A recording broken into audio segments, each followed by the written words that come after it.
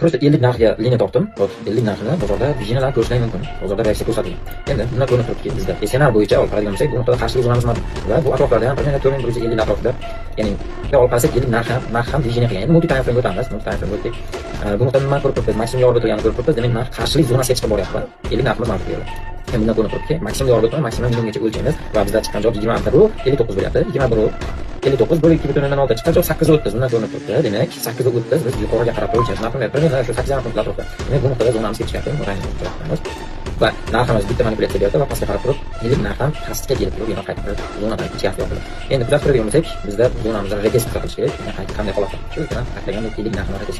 Va e'tibor bersalaring, bu nuqtada yechilish kerak bo'lganligimiz bor. Va bu yerda yana bizga struktura shakllantirdi va maksimumdan minimumgacha o'lchaymiz. Bizda chiqqan javob 8 punkt chiqyapti. Demak, 8 bo'lib 2 6 yo'qda bizda chiqqan javob 3 punkt. Endi bundan ko'rinib turibdi, biz yana matematika bo'yicha 3 punkt yuqoriga zona belgilab olsak bo'ladi.